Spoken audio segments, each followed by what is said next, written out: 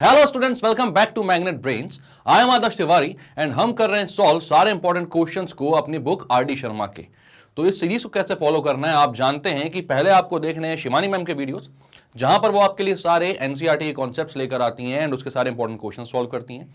And उसके बाद आपको आना है मेरे वीडियोज के ऊपर, क्योंकि एनसीईआरटी के साथ साथ एक दूसरी बुक के भी हमें सारे क्वेश्चन सॉल्व करने चाहिए। तो हम यहाँ पर आर.डी. शर्मा के इंपॉर्टेंट क्वेश्चन सॉल्व कर रहे हैं एंड फिर साथ में प्रीवियस ईयर्स में आए हुए क्वेश्चंस को भी हम यहां पर सॉल्व कर रहे हैं। तो आपने अगर इससे पहले के सारे वीडियोस देखे हैं तो बहुत अच्छी बात है, आप इसको बहुत अच्छे से कंटिन्यू कर सकते हैं। लेकिन अगर इससे पहले कि आपने वीडियोस नहीं देखे तो सारों को देखकर आइए, क्योंकि कहीं ना कहीं उन जो सारे जो कॉन्सेप्ट्स होते हैं ना, वो जो सारे चैप्टर्स हमने कंप्लीट किए, डिफरेंशियल इक्वेशन हो गया, इंडेफिनिट इंटीग्रल हो गया, कहीं ना कहीं वो यूज आ जाता है। भले ही आप ये बोलोगे कि सर ये तो नया चैप्टर चालू हो रहा है तो हम इसको स्टार्टिंग से देख सकते हैं, आप देख सकते हो, कोई दिक्कत नहीं है। लेकिन इससे पहले के भी सारे वीडियोज को देखना जो है वो बहुत ज्यादा जरूरी है। क्लियर है बात? तो हम आपसे क्या बोल रहे हैं यहां पर, तो आपके सामने लिखा हुआ है, हम होंगे कामयाब कहां पर? अपने एग्जाम्स में। अगर आपने वो सारे ही वीडियोस को उसी तरीके से देखा जैसे कि हम उनको बनाते जा रहे हैं और उस पूरी सीरीज को वैसे ही फॉलो किया। तो किन सीरीज की बात कर रहा हूं मैं? ये सारे धुरंधर फैकल्टीज की जो सीरीज चालू है उसकी बात कर रहा हूं। और आपको मालूम है कि 100% फ्री सारे वीडियोज होते हैं, ठीक है। हम दूसरे किसी भी चैनल के समान नहीं है कि 2 वीडियो आपको फ्री में दें या 1 वीडियो फ्री में दें, बाकी सबके लिए आपसे हम पैसे मांगे। तो हम कहां पहुंच चुके हैं? हम पहुंच चुके हैं अलजेब्रा ऑफ वेक्टर्स में, आर.डी. शर्मा पे। तो हम स्टार्ट कर रहे हैं अपने वेक्टर्स को। और आप जानते होंगे कि वेक्टर्स क्या होते हैं। आपने फिजिक्स में तो पढ़ा ही होगा, क्लास 11th में आपने जब पढ़ा होगा सारी चीजें, motion in plane, motion in one direction, motion in 2D, ये सब जब पढ़ा होगा, 1 डायमेंशन 2 डायमेंशन जो भी है, तो वहां पर आपने वेक्टर्स का यूज बहुत अच्छे से देखा होगा। तो आप जानते हो वेक्टर के बिना फिजिक्स एंड मैथ्स जो है वो अधूरी है, ठीक है। और बहुत सारी चीजें जो हैं हम उनकी कल्पना भी नहीं कर सकते अगर हमें वेक्टर्स की नॉलेज ना हो। अगर हम चाहते हैं यहां से सैटेलाइट लॉन्च करना या फिर वॉर में दुश्मन को मारना, तो हर सारी जगह पर वेक्टर का बहुत ज्यादा यूज होता है। इवन कॉम्प्लेक्स कैलकुलेशंस होते हैं कंप्यूटर के अंदर, वहां पर भी वेक्टर आ जाता है। तो वेक्टर एक ऐसी चीज है जिसके बिना आप कैलकुलेशन को बहुत अच्छे तरीके से नहीं कर सकते। अब वेक्टर क्या होता है? तो आप बचपन से पढ़ते हुए आ रहे हो कि वेक्टर क्या होता है। वेक्टर क्वांटिटीज जो होती हैं वो क्या होती हैं? Quantities that have magnitude and direction also, ठीक है, जिसमें मैग्नीट्यूड भी होता है और डायरेक्शन भी होता है।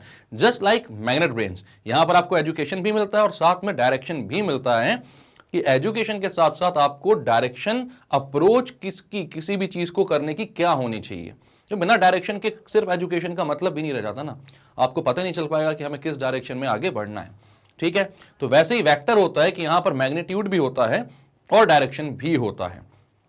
तो अब जरूरी क्या है, वेक्टर की जरूरत क्यों पड़ती है? बहुत सारी ऐसी क्वांटिटीज होती हैं, जैसे हो गया फोर्स, एक्सेलरेशन, वेलोसिटी, डिस्प्लेसमेंट। वहां पर जब भी हम बात करते हैं तो किसी क्वांटिटी के सिर्फ और सिर्फ मैग्नीट्यूड देने से बात नहीं बनती, वहां पर हमें डायरेक्शन की भी जरूरत पड़ती है, ठीक है। तो यहां पर हम पढ़ेंगे कि भाई वेक्टर क्या है और फिर उनकी प्रॉपर्टीज क्या है, उन क्वेश्चंस को हमें कैसे सॉल्व करना है, ये सारी चीजें हम यहां पर देखेंगे, ठीक है। तो सबसे पहले देखते हैं कि वेक्टर ये क्या बोल रहे हैं। तो वेक्टर्स का रिप्रेजेंटेशन क्या होता है? तो वेक्टर क्या होता है, तो हमें पता है भाई कि वेक्टर क्या होता है, कि वो ऐसी क्वांटिटीज हैं जिनमें मैग्नीट्यूड और डायरेक्शन दोनों होता है। तो यहां पर उनको रिप्रेजेंट कैसे करते हैं उसको थोड़ा सा देखते हैं यहां पर हम। तो यहां क्या बोला है भाई, representation of vectors, vector are represented by directed line segment such that the length of the line segment is the magnitude of the vectors and the direction of arrow marked at one end emphasizes the direction of the vector. A vector denoted by PQ, उसके ऊपर arrow, is determined by 2 points PQ such that the magnitude of the vector is the length of the straight line PQ and its direction is that from P to Q. समझ में आया क्या? नहीं आया? आ तो क्या होगा वैसे भाई, इतने इंटेलिजेंट लोग हो आप लोग। मैं बताता हूं क्या बोलना चाह रहे हैं ये लोग। तो अगर मैंने बोला ये एक पॉइंट P है, ये एक पॉइंट Q है, और हम बोल रहे हैं PQ वेक्टर। वेक्टर को लिखने का क्या तरीका होता है कि उसका नाम लिखो और उसके ऊपर एक एरो बना दो भाई। ये हमें क्या बताता है कि ये जो भी क्वांटिटी होगी अब उसमें मैग्नीट्यूड तो होगा, मतलब उसकी एक वैल्यू तो होगी, साथ में उसका एक डायरेक्शन भी होगा, ठीक है। तो अब यहां पर PQ वेक्टर अगर बोल रहा है तो ये जो होता है ये कहलाता है इसका इनिशियल पॉइंट।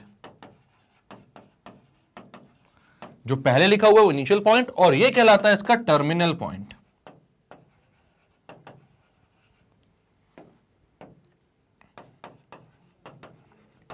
तो जो vectors are always directed from the initial point to the terminal point, मतलब जो वेक्टर्स होते हैं उनका जो डायरेक्शन होता है वो हमेशा इनिशियल पॉइंट से टर्मिनल पॉइंट की तरफ होता है। ठीक है, तो यहां पर इनिशियल पॉइंट P है और वेक्टर Q है, Q है इसका टर्मिनल पॉइंट। ठीक है, तो आपका जो डायरेक्शन होगा वो कहां से कहां तक होगा, तो इसका डायरेक्शन आप ऐसे दिखाओगे। अब यहां पर मैग्नीट्यूड और डायरेक्शन का क्या मतलब हुआ, डायरेक्शन तो आप समझ गए कि डायरेक्शन क्या है इस वेक्टर का, P से Q की तरफ, इसलिए आपने एरो ऐसा बनाया है। अब मैग्नीट्यूड की क्या बात आती है, तो मैं बोलता हूं अगर इसकी लेंथ कितनी है 5 सेंटीमीटर, तो ये इसका मैग्नीट्यूड है। क्या है इसका ये मैग्नीट्यूड, मतलब इसको आप डिनोट करते हो कैसे, PQ वेक्टर के मॉड से। ठीक है, इससे आप किसको डिनोट करते हैं, मैग्नीट्यूड को।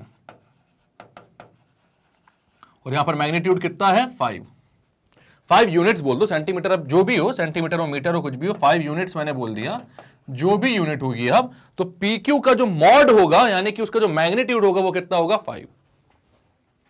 तो वेक्टर आपको समझ में आया, ऐसी क्वांटिटीज जिसमें मैग्नीट्यूड और डायरेक्शन दोनों होता है। और यहां पर आप वेक्टर्स को रिप्रेजेंट कैसे करते हो, तो किसी भी वेक्टर को लिखते हैं हम तो उसके नाम के ऊपर हम एक एरो ड्रॉ करते हैं, तो वो क्या दिखाता है कि एक ऐसी क्वांटिटी जिसमें डायरेक्शन भी है। ठीक है, और यहां पर आपके जो 2 पॉइंट्स होते हैं पी क्यू, अगर कोई वेक्टर है तो P आपका इनिशियल पॉइंट है, मतलब यहां से वो वेक्टर स्टार्ट हो रहा है, Q आपका टर्मिनल पॉइंट है, यहां पर वो वेक्टर खत्म हो रहा है। वेक्टर की जो डायरेक्शन होती है वो हमेशा इनिशियल पॉइंट से टर्मिनल पॉइंट की तरफ होती है। ठीक है, इसके मैग्नीट्यूड की बात करता हूं तो मैं आप इसको कैसे रिप्रेजेंट करते हो, तो इसको रिप्रेजेंट करते हो मॉड से, मॉड्यूलस से। तो मॉड ऑफ PQ, अगर इसकी लेंथ 5 यूनिट्स है तो मॉड ऑफ PQ आप कितना बोलोगे 5 है। तो ये होता है आपका रिप्रेजेंटेशन ऑफ वेक्टर, जहां पर P क्या है आपका, तो वो है इनिशियल पॉइंट, और Q क्या है आपका, तो वो है टर्मिनल पॉइंट। क्लियर है बात, आगे चलते हैं। अब क्या बोल रहा है भाई, every vector PQ has the following 3 characteristics. बहुत इंपॉर्टेंट है, ये जानना बहुत जरूरी है कि इसके क्या क्या 3 कैरेक्टरिस्टिक्स होते हैं। तो ये 3 इंपॉर्टेंट चीजें हर एक वेक्टर के पास होती है। सबसे पहले तो भाई उसकी लेंथ, आपको पता डायरेक्शन और मैग्नीट्यूड होते हैं, तो लेंथ और सेंस जो है वो यहां पर डायरेक्शन एंड मैग्नीट्यूड की बात कर रहा है। ठीक है, जहां पर लेंथ जो है आप समझ सकते हो कि लेंथ क्या होती है, मैग्नीट्यूड होती है क्या, वो बिल्कुल सही। तो यहां पर आप बोल रहे हो जो लेंथ है, the length of PQ will be denoted by mod of PQ और PQ। मॉड ऑफ PQ में इसके ऊपर क्या लगा हुआ है, एरो। ये बोल रहे हैं या तो ऐसे शो करोगे या तो सिर्फ PQ से। ऐसा क्यों, क्योंकि भाई अगर आज तक आपने पढ़ा हुआ है क्या, एक रेक्टेंगल है मान लो, वहां पर आपने बोला ये A है, ये B है, ये C है, ये D है, AB को बोल दिया आपने 5, तो आप क्या बोल देते हैं AB कितना है 5 यूनिट्स, ऐसा बोलते हो ना। तो यहां पर कहीं कोई मॉड लगाकर, कोई एरो लगाकर दिखाते हो क्या, नहीं, हमें वो तो पता ही था ना, उस टाइम तक तो हम लोग डायरेक्शन की बात ही नहीं करते थे, तो हमें वो समझ में आ चुकी है बात कि AB जो है वो कितना है, तो वो 5 है। मतलब कि क्या है उसका, उसकी लेंथ 5 है, यानी कि उसका मैग्नीट्यूड 5 है। यहां पर अब जब वेक्टर की बात आ गई और AB कोई वेक्टर होता, मान लो यहां से, तो AB वेक्टर होता तो उसके मैग्नीट्यूड की बात करता मैं, तब मैं लगाता AB वेक्टर का मॉड और फिर लिखता 5। नॉर्मली भी हम इसको कैसे बोल सकते हैं, सिर्फ A से B, जहां पर वेक्टर की बात ही नहीं कर रहे हो आप, वहां पर डायरेक्शन है नहीं, क्योंकि मैग्नीट्यूड में कोई डायरेक्शन नहीं होता। सिर्फ मैग्नीट्यूड की अगर बात करोगे आप, तो लेंथ है वहां पर, तो उसके डायरेक्शन वहां पर बताने की जरूरत नहीं है, तो वहां पर आपने AB को 5 लिख दिया। तो या तो आप लेंथ को यानी कि मैग्नीट्यूड को मॉड ऑफ वेक्टर के फॉर्म में शो करते हो, या फिर बिना एरो के आप सिर्फ और सिर्फ इनिशियल और टर्मिनल पॉइंट्स को लिख देते हो। PQ लिख दोगे तो भी आपको समझ में आ रहा है कि मैग्नीट्यूड है, और PQ वेक्टर का मॉड लिखोगे तो भी आपको समझ में आ रहा है कि मैग्नीट्यूड है, मतलब कि लेंथ है उस वेक्टर की। क्लियर है बात। अब ये बहुत इंपॉर्टेंट टर्म है भाई, सपोर्ट।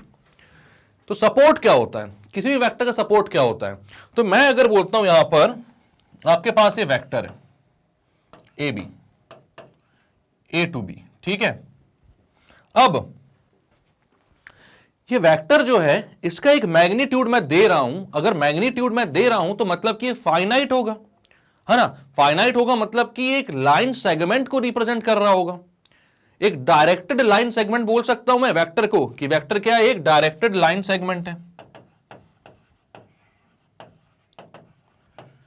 डायरेक्टेड लाइन सेगमेंट क्यों बोल रहा हूं मैं, क्योंकि मैंने बोला कि वेक्टर में एक लेंथ होती है, एक मैग्नीट्यूड होता है। अगर उसका मैग्नीट्यूड मैं बता पा रहा हूं मतलब कि वो फाइनाइट है, इनफाइनाइट नहीं है।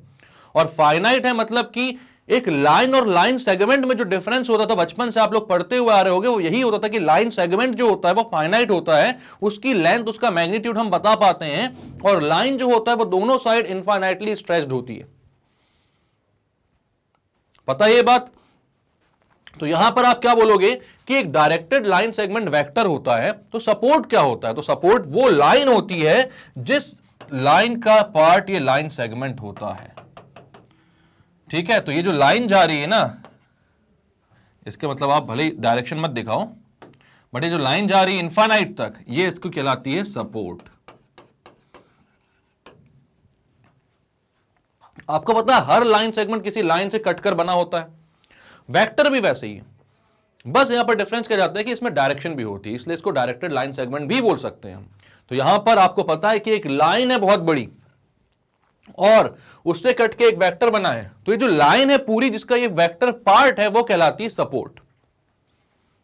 क्लियर है बात? कहीं पर भी अब ये सारे जो टर्म्स है ना उठकर आ जाते हैं कहीं ना कहीं, और objective type questions and JEE mains and advance में तो ऐसे ही टर्म्स के क्वेश्चन जरूर पूछते हैं वो, ताकि लोग कंफ्यूज हो जाएं और फिर बाद में हमें समझ में नहीं आता कि यार ये चीज कहां से आ गई, वेक्टर में तो सब कुछ पढ़ा, सेंस क्या है, सपोर्ट क्या है, हमें तो समझ में नहीं आ रहा है। तो इसलिए सारी चीजों को एकदम बेसिक से ध्यान देकर चलना जरूरी होता है। ठीक है, तो यहां पर आप क्या बोल रहे हो? सपोर्ट का मतलब आपसे कोई पूछेगा तो आप बता सकते हो क्या? तो बिल्कुल बता सकते हो। The line of unlimited length which PQ is segment is called the support of the vector. ठीक है, PQ जिसका सेगमेंट है वो अनलिमिटेड लेंथ की जो लाइन होगी वो कहलाएगी सपोर्ट। अब सेंस, तो मैंने शुरुआत में ही बोला था length is magnitude, sense is direction. ठीक है, तो सेंस का मतलब क्या होता है? Sense of PQ vector is from P to Q। क्या मतलब हुआ इसका? सेंस का मतलब क्या हुआ कि अगर PQ वेक्टर बोला तो बोल रहा है इसका सेंस है P से Q, तो मतलब कि क्या है? इसका डायरेक्शन है ना P से Q। तो वही बात है, यहां पर जब सेंस की बात करोगे तो आप उससे क्या समझोगे कि डायरेक्शन की ही बात कर रहे हैं। तो the sense of PQ vector is from P to Q and that of QP is from Q to P। QP vector का बोलेंगे तो उसका उल्टा हो जाएगा। The sense of a directed line segment, हमेशा याद रखना जो डायरेक्टेड लाइन सेगमेंट है, इसकी बात मैंने पहले ही बता दी आपको, is from its initial point to the terminal point. इसका जो सेंस हमेशा होता है वो इनिशियल पॉइंट से टर्मिनल पॉइंट तक होता है। PQ लाइन सेगमेंट बोल रहा है तो P से Q की तरफ होगा, QP बोल रहा है तो Q से P की तरफ होगा। ठीक है, अब आते हैं इक्वालिटी ऑफ वेक्टर्स। तो दो वेक्टर्स कब इक्वल होंगे? मतलब मैं बोल रहा हूं कि दो वेक्टर्स हैं A और B, ठीक है, तो ये कब इक्वल होंगे? The two vectors A and B are said to be equal and written as A vector equals to B vector if they have the same length। Obvious सी बात है, जब उनका मैग्नीट्यूड सेम होगा और दूसरी चीज कौन सेम होगी वो पढ़ के तो बता ही दोगे आप, लेकिन खुद से सोच के बताओ ना। आपको पता है दो वेक्टर्स को आप क्या बोल रहे हो? इक्वल बोल रहे हो, तो वो किस केस में होंगे? जब उनका मैग्नीट्यूड भी सेम होगा और उनकी लेंथ भी सेम होगी, मतलब लेंथ सेम होगी और उनकी डायरेक्शन भी सेम होगी। ठीक है, तो इन्हें क्या बोला? द सेम, और ठीक है कहां यहां पर? The same length, the same sense, same direction भी है उनकी, एंड एक और इंपॉर्टेंट पॉइंट, द सेम और पैरेलल सपोर्ट। अब यहां पर एक चीज और, दो वेक्टर्स हैं,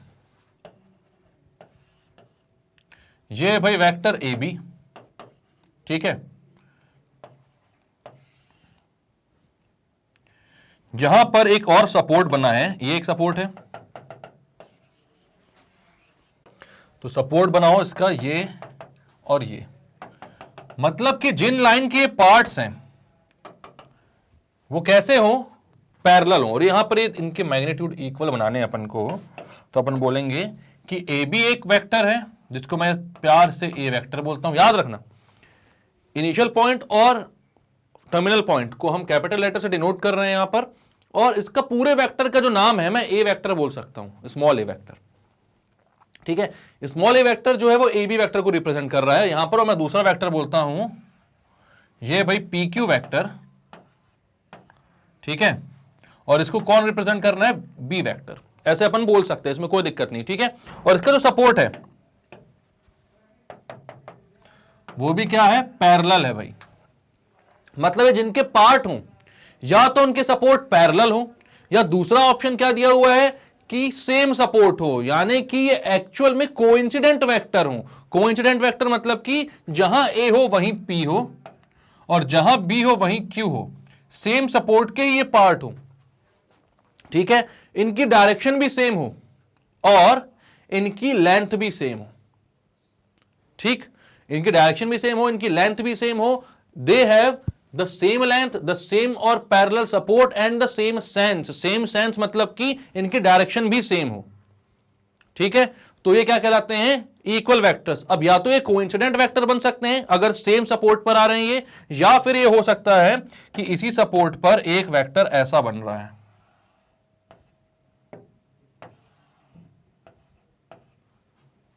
ये P है, ये Q है। तो यहां पर क्या है, ये दोनों डिफरेंट वेक्टर्स हैं जरूर, लेकिन उनकी लेंथ सेम है, उनका सपोर्ट सेम है, उनका डायरेक्शन भी सेम है, तो ये वेक्टर्स कैसे कहलाएंगे, इक्वल वेक्टर्स। तो यहां पर इक्वल वेक्टर्स कब हो सकते हैं, सबसे पहली बात तो उनकी लेंथ सेम यानी मैग्नीट्यूड सेम होना चाहिए, दूसरी बात उनका सेम और पैरेलल सपोर्ट होना चाहिए, या तो सेम सपोर्ट पर ही बन रहे हो यानी उसी लाइन के ये पार्ट हो जिसके मतलब जिसका ए वेक्टर पार्ट है उसी लाइन का पार्ट बी वेक्टर भी हो जाए, ठीक है। तो ये दो केस में हो सकता है, या तो ये दोनों कोइंसिडेंट हो जाएं या फिर उसी लाइन पर कहीं पर भी बन रहे हो लेकिन डायरेक्शन सेम हो, ए बी की डायरेक्शन जो है वही पी क्यू की भी डायरेक्शन हो और इनकी लेंथ सेम हो। या फिर दूसरा केस क्या हो सकता है कि भाई सपोर्ट अगर डिफरेंट है, सपोर्ट मतलब कि वो लाइन आप जानते हो सपोर्ट क्या होता है, जिस पर ये बनते हैं, जिसके ये लाइन सेगमेंट होते हैं, जिसका ये पार्ट होते हैं, सपोर्ट डिफरेंट है तो उन सपोर्ट को पैरेलल होना जरूरी है। तो अगर दोनों ही सपोर्ट्स पैरेलल होंगे और इसमें इन दो वेक्टर्स बन रहे हैं जिनकी लेंथ और डायरेक्शन सेम हो रहा है, तो वो क्या होंगे, इक्वल वेक्टर्स होंगे। क्लियर है ये बात? तो यहां पर इसको क्लियर करते हैं। तो इक्वल वेक्टर आपको समझ में आ चुका होगा। सबसे पहली बात तो अगर मैं बोलता हूं A vector equals to B vector है, तो मॉड ए और मॉड बी भी कैसे होंगे, इक्वल होंगे। जहां पर मॉड हमें क्या शो करता है, तो वो रिप्रेजेंट करता है मैग्नीट्यूड को। किसको रिप्रेजेंट करता है, मैग्नीट्यूड को, ठीक है। आगे चलते हैं। अब कहां पर आ रहे हैं अपन भाई, टाइप्स ऑफ वेक्टर में। तो टाइप्स ऑफ वेक्टर बहुत इंपॉर्टेंट टाइप्स हैं यहां पर भाई, इसको अच्छे से पढ़ना, अच्छे से समझते हुए चलना, क्योंकि अगर इसमें कहीं पे भी कंफ्यूजन रह गई तो आगे क्वेश्चन सॉल्व करने में बहुत दिक्कत आएगी। तो यहां पर ये क्या बोल रहा है, टाइप्स ऑफ वेक्टर, सबसे पहला है जीरो और नल वेक्टर। तो जीरो और नल वेक्टर क्या होता है, vector whose initial and terminal points are coincident is called the zero और नल वेक्टर, ठीक है। इन सबको बताने से पहले ना यार, मैं एक बार आपको ना पोजीशन वेक्टर जरूर बताना चाहूंगा। हालांकि इस बुक में उसको थोड़ा सा आगे उसका जिक्र किया गया है, लेकिन हमें हमारी नॉलेज में पोजीशन वेक्टर पहले से पता होना चाहिए। तो पोजीशन वेक्टर क्या होता है, किसी भी वेक्टर को पोजीशन वेक्टर कब बोलते हैं, जैसे मैं बोलता हूं एक पॉइंट ओ है, दूसरा पॉइंट पी है, इसको ओ नहीं बोलता, चलो मैं बोलता हूं इसको, ये पी पॉइंट है, ये क्यू पॉइंट है। तो इसका जो पोजीशन वेक्टर होगा वो होगा आपका क्या, पी क्यू, ठीक है, पी क्यू। यहां पर इसका पोजीशन वेक्टर होगा पी क्यू। यहां पर मैं बोल रहा हूं ये ओ पॉइंट है, ये ए पॉइंट है मान लो, तो इसका पोजीशन वेक्टर क्या होगा, ओ ए। ये जो चीज है ना, ये पोजीशन वेक्टर ही होती है, ये एक्चुअली पोजीशन वेक्टर रिप्रेजेंट कर रही है। और इनका मतलब क्या होता है, अगर मैं मतलब जानने जाऊंगा तो इसका मतलब होता है, अगर यहां पर मैं रिप्रेजेंट करता हूं किसी पॉइंट को, ठीक है, यहां पर मैं रिप्रेजेंट करता हूं किसी पॉइंट को, तो यहां पर उस पॉइंट को हम लिखते कैसे हैं भाई, जो हमारे एक्सिस होते हैं, जैसे कोऑर्डिनेट, यहां पर सिर्फ मैं अगर 2D की बात कर रहा हूं ना, अभी 3D तो वैसे भी आगे पढ़ेंगे अपन, यहां पर मैं 2D की बात कर रहा हूं, तो यहां पर मैं बोल सकता था ये पॉइंट मेरा होता है x1, y1 और ये पॉइंट मेरा होता है x2, y2, ठीक है। तो अब इसको पोजीशन वेक्टर को पढ़ने से पहले हम आते हैं किस पे, एक और वेक्टर पे, यूनिट वेक्टर पे, ठीक है। अभी जीरो और नल वेक्टर में सब बताऊंगा आपको, एक यूनिट वेक्टर और समझ लो आप। यहां पर क्या है ना, एक्चुअल में इन डेफिनेशन से मेरे को थोड़ी सी दिक्कत इसलिए होती है क्योंकि इनको ये सारी चीजें बताने से पहले उनको समझाना चाहिए था मॉड ऑफ ए क्या है, ठीक है। मॉड ऑफ ए का मतलब क्या हो रहा है एक्चुअल में, मैग्नीट्यूड आपको बता दी, लेकिन वो निकलता कैसे, कैसे क्या होता है, तो ये सारी चीजें यहां पर बताई नहीं गई हैं। लेकिन मैं हूं ना, मैं सारी चीजें बताऊंगा आपको। तो जिस तरीके से मैं पढ़ाते हुए चल रहा हूं आपको, उस तरीके से सारी चीजें आपको समझ में आएंगी, वो समझते हुए चलना, ठीक है। तो पहले यूनिट वेक्टर की जो डेफिनेशन है वो अपन देखते हैं इनने क्या लिखी है, फिर मैं आपको एक एक चीज बहुत ही बारीकी से समझाता हूं कि यूनिट वेक्टर क्या होता है, नल वेक्टर क्या होता है। लाइक अनलाइक तो खैर जैसा लिखा हुआ है समझ में भी आ जाएंगे, बट इनमें क्या है ना, बहुत सारी कंफ्यूजन होती है बच्चों को। नल वेक्टर में बहुत ज्यादा कंफ्यूजन होती है, भाई क्या जरूरत है नल वेक्टर की। जब वेक्टर हम पढ़ रहे हैं तो हमें पता है कि उसका एक मैग्नीट्यूड है, एक डायरेक्शन है। अब नल वेक्टर एक ऐसा वेक्टर है जिसका कोई मैग्नीट्यूड ही नहीं होता, ठीक है। दोनों की डेफिनेशन एक बार देख लें अपन। तो जीरो और नल वेक्टर क्या बोल रहा है, vector whose initial and terminal points are coincident is called the zero और नल वेक्टर, ठीक है। एक ऐसा वेक्टर जिसका इनिशियल पॉइंट जो है वही उसका टर्मिनल पॉइंट है, मतलब इसको मैं लिख सकता हूं ए डैश, ए वेक्टर। तो ये कहलाता है एक नल वेक्टर। इसको हम कैसे रिप्रेजेंट करते हैं, तो इसको रिप्रेजेंट करते हैं जीरो के ऊपर वेक्टर, नल वेक्टर, ठीक है। अब ये तो नल वेक्टर की डेफिनेशन हो गई, क्योंकि यहां पर इसका मैग्नीट्यूड कुछ नहीं होता, सिर्फ और सिर्फ क्या होता है, डायरेक्शन होती है।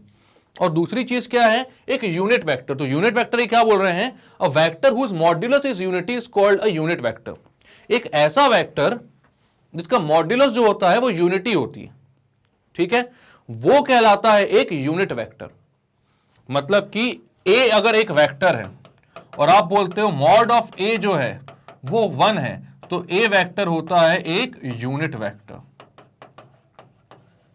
इसकी लेंथ जो निकल कर आ रही है वो कितनी आ रही है, 1 यूनिट की आ रही है। ये समझते हो चलना कि इसकी लेंथ जो निकल कर आ रही है वो कितनी आ रही है, 1 यूनिट की। और जब किसी भी वेक्टर की लेंथ 1 यूनिट हो जाती है तो उसको हम A cap, B cap, C cap इससे डिनोट करते हैं। इसको पढ़ते हैं ए कैप, यूनिट वेक्टर होता है ये। यूनिट वेक्टर को डिनोट करने के लिए हम ऊपर उसे क्या लगा देते हैं, एक कैप, ठीक है। तो ये होता है यूनिट वेक्टर। अब ये सारी चीजें अगर आपको पता है तो फिर आते हैं अपन पोजीशन वेक्टर पे, और क्यों समझा रहा हूं मैं यहां पर, वो क्यों जरूरी है वो मैं बताता हूं आपको। चलो आओ। तो यहां पर मैंने बोला PQ का पोजीशन वेक्टर, ठीक है। तो PQ जो है वो x1, y1 और x2, y2 है, ठीक है। यहां पर P पॉइंट x1, y1 था और Q पॉइंट x2, y2 था। यहां पर अगर मैं आपसे बोलता कि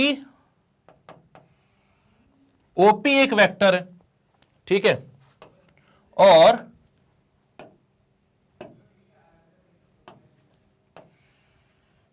OQ भी एक वेक्टर है, OP एक वेक्टर है एंड OQ भी एक वेक्टर है, ठीक है।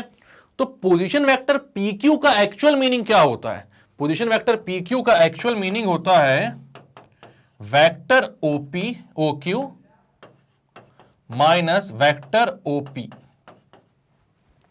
Vector OQ minus vector OP। अब ये सब मीनिंग क्यों होती है इसकी, मैं थोड़ा सा बताता हूं आपको यहां पर। तो यहां आप एक बात समझोगे कि अगर मैं सेंस की बात करूं कि ये x1 y1 है तो ये तो पॉइंट आ रहा है सिर्फ नॉर्मली, ठीक है। लेकिन अगर मैं सेंस की बात करूं तो आप बोलोगे कि x1 है ये किस डायरेक्शन में, ये जो P पॉइंट है ये x एक्सिस के डायरेक्शन में x1 यूनिट तक है और y एक्सिस के डायरेक्शन में y1 यूनिट तक है, ठीक है। y एक्सिस के डायरेक्शन में y1 यूनिट और x एक्सिस के डायरेक्शन में x1 यूनिट तक है ये। अगर मैं आपसे बात करता हूं कि यूनिट वेक्टर क्या होता है, तो इससे पहले मैंने आपको बताया कि अगर कोई भी वेक्टर यूनिट वेक्टर की बात कर रहे हो आप, तो उसको आप ए कैप से डिनोट करते हो और उसका जो मैग्नीट्यूड होता है वो होता है 1। तो इसका मतलब क्या होता है, इस यूनिट वेक्टर का सिग्निफिकेंस क्या होता है, तो ये किसी भी वेक्टर के डायरेक्शन के काम आता है, उसके मैग्नीट्यूड को ये नहीं बढ़ा पाता। मतलब कि अगर मैं बोलता हूं कि अगर कोई वेक्टर था, ठीक है, उसको मैंने मतलब ए वेक्टर को अगर मैंने उसके मैग्नीट्यूड से डिवाइड कर दिया तो आपको क्या मिल जाता है, ए कैप, जो कि होता है उसका यूनिट वेक्टर। ये भी यहां पर नहीं लिखा हुआ है लेकिन ये फॉर्मूला जानना बहुत जरूरी है कि ए वेक्टर को आपने क्या कर दिया, अगर किसी के मैग्नीट्यूड से डिवाइड कर दिया तो वो आ गया आपका ए कैप, ठीक है। मतलब कि यहां पर ए वेक्टर जो मिलेगा आपको वो कैसे मिलेगा, तो वो मिलेगा यूनिट वेक्टर से किसी भी वेक्टर के मैग्नीट्यूड को मल्टीप्लाई करके, किसी वेक्टर के मैग्नीट्यूड को मल्टीप्लाई करके आपको वेक्टर मिल जाएगा। यूनिट वेक्टर सिर्फ क्या बता रहा है आपको कि इसका डायरेक्शन किधर है, ठीक है, इसका डायरेक्शन किधर है। अब यहां पर X axis, Y axis, Z axis, तीन एक्सिस होते हैं। तीनों को हमने एक एक यूनिट वेक्टर देके रखा हुआ है, जहां पर हम बोलते हैं एक्स एक्सिस का यूनिट वेक्टर होता है आई कैप, वाई एक्सिस का यूनिट वेक्टर होता है जे कैप, जेड एक्सिस का यूनिट वेक्टर होता है के कैप। ठीक है, आई कैप, जे कैप एंड के कैप। यहां पर ये आई कैप, जे कैप एंड के कैप हमें बताते हैं कि ये एक्स एक्सिस के डायरेक्शन में जा रहा है और ये वाई एक्सिस के डायरेक्शन में और ये जेड एक्सिस के डायरेक्शन में। ठीक, अब यहां पर दो ही पॉइंट है, x1 और y1। x1 और y1 ये बता रहे हैं कि ये जो पॉइंट है P वो x एक्सिस के डायरेक्शन में x1 यूनिट तक गया हुआ है और y एक्सिस के डायरेक्शन में कितनी यूनिट तक गया हुआ है, y1 यूनिट तक। मतलब कि इसके पॉइंट को मैं वेक्टर के फॉर्म में कैसा लिख सकता हूं, तो आप बोलोगे वेक्टर के फॉर्म में आप लिखते हो unit vector into its magnitude.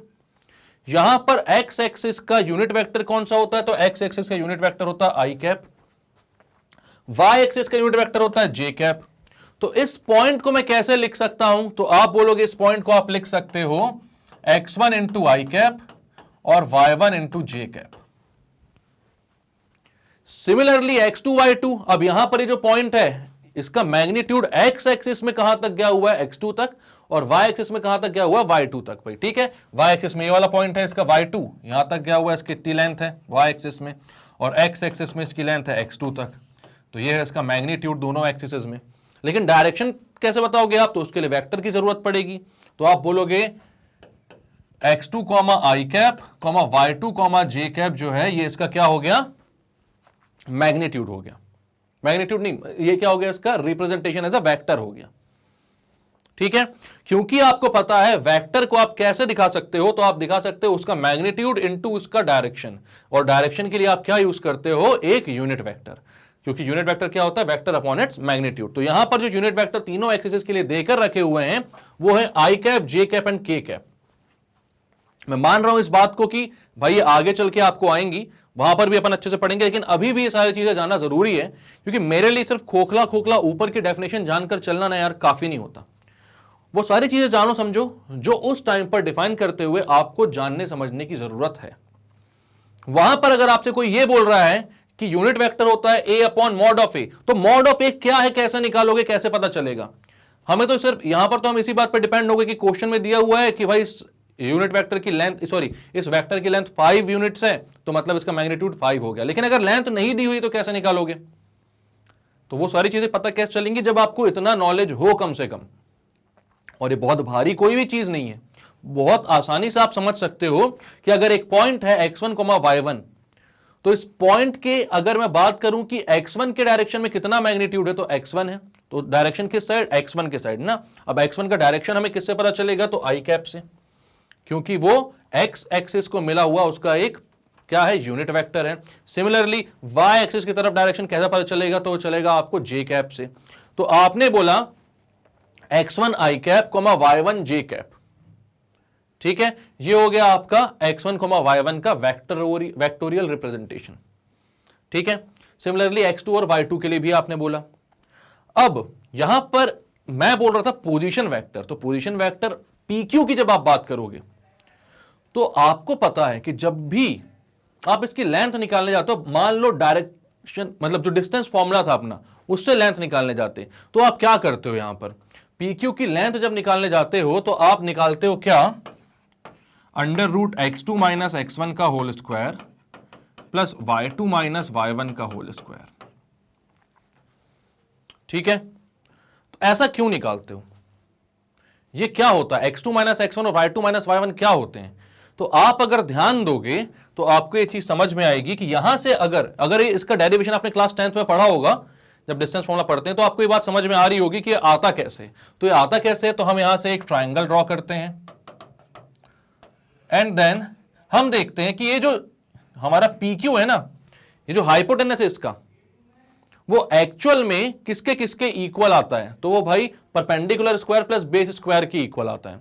तो यहां पर हम इन दोनों पॉइंट्स को माइनस करते थे, ठीक है, देन उसका स्क्वायर लेते थे, तो हमारे पास PQ का मैग्नीट्यूड आता था। क्या आता था, PQ का मैग्नीट्यूड।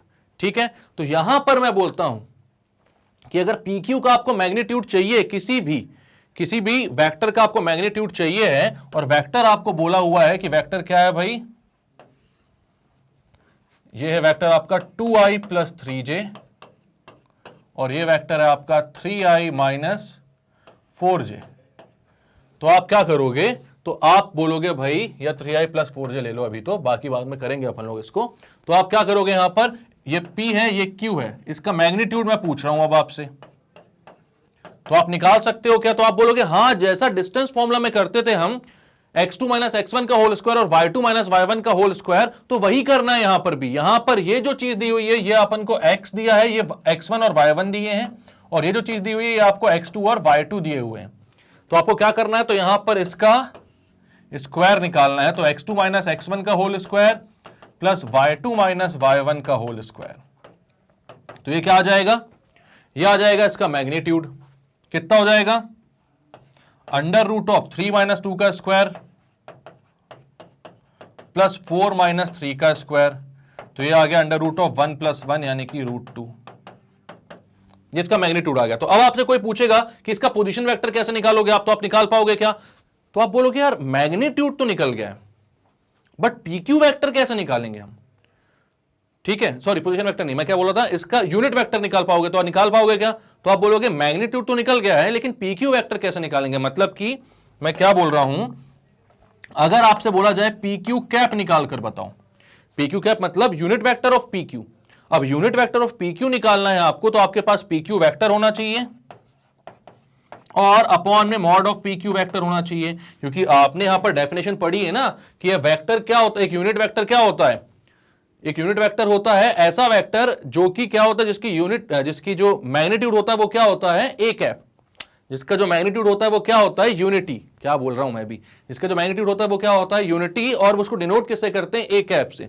तो यहां पर आपने देखा था कि अगर मैग्नीट्यूड आपको यूनिटी चाहिए, ठीक है, तो आप क्या करते हो, जो भी पूरा वेक्टर था उसको उसके मैग्नीट्यूड से डिवाइड कर दो, तो उसके पास सिर्फ उसकी डायरेक्शन रह जाएगी, उसका मैग्नीट्यूड कितना हो जाएगा, 1। ठीक, तो यहां पर आपने बोला कि हम ये इसका अगर हमें यूनिट वेक्टर निकालने को बोले तो निकाल सकते हो क्या? तो आप बोलोगे मैग्नीट्यूड तो हमने निकाल लिया, लेकिन पीक्यू वेक्टर एक्चुअल में कितना होगा? हमें 2 पॉइंट दिए हुए हैं, बट यहां पर हमें इसका वेक्टर नहीं निकाल पा रहे हैं, तो उसको निकालने के लिए बात आती है पोजीशन वेक्टर की, और पोजीशन वेक्टर आप देते हो PQ is equal to OQ minus OP। ठीक है, अब ये OQ माइनस OP क्या हो रहा है, तो OQ माइनस OP भी आप कैसे दोगे? हमेशा याद रखना, पोजीशन वेक्टर जब भी दोगे आप, तो याद रखना कि अगर आपके पास, इसको हटाओ पहले तो भाई, यहां पर आपके पास 2 पॉइंट्स है P और Q, आपको इसका पोजीशन वेक्टर देना है, तो कुछ नहीं करना है, ये जो x2 माइनस x1 का होल स्क्वायर और y2 माइनस y1 का होल स्क्वायर आया ना, वो ही कर दो। बस यहां पर जो इसके कौन से कोऑर्डिनेट्स हैं, x कोऑर्डिनेट्स, उनका डिफरेंस निकालो और y कोऑर्डिनेट्स, उनका डिफरेंस निकालो। मतलब एक्चुअल में PQ को आप बोल रहे हो OQ minus OP, because OQ और OP जो होते हैं ये होते हैं भाई Q minus O minus P minus O vector. अब ये चीज समझ में नहीं आ रही होगी कि क्या मतलब हो रहा है इसका, तो यहां पर मैं देखूं एक बार और, तो यहां पर अगर मैं बनाता हूं आपके लिए एक ग्राफ फिर से, और यहां मैं बोलता हूं एक पॉइंट बनाओ, ये P है, ये O है, ठीक है, इसका है x1, y1 पॉइंट, और O के कितने पॉइंट्स होंगे भाई, तो O तो 0,0 ही होता है, O का जो कोऑर्डिनेट्स होगा वो क्या होगा, 0,0 होगा। तो यहां पर इनका जो पोजीशन वेक्टर OP होगा वो कितना होगा, तो वो होगा P माइनस O। हमेशा याद रखना, जब भी आपको क्या करना है, पोजीशन वेक्टर निकालना है, तो फाइनल पॉइंट से इनिशियल पॉइंट को आप क्या करते हो, माइनस कर देते हो। ठीक है, फाइनल पॉइंट से इनिशियल पॉइंट को आप क्या कर देते हो, माइनस कर देते हो। तो यहां पर आप बोलोगे OP वेक्टर जो है वो क्या हो जाएगा, तो वो हो जाएगा P माइनस O के बराबर, यानी OP वेक्टर जो है वो हो जाएगा x1 माइनस 0 और i कैप। यहां पर i कैप क्यों लगाओगे, क्योंकि ये x कोऑर्डिनेट के अपन लोग क्या कर रहे हैं, कोऑर्डिनेट्स को माइनस कर रहे हैं। ठीक है, ये जो P माइनस O है ना, ये बेसिकली क्या है, कोऑर्डिनेट्स ऑफ P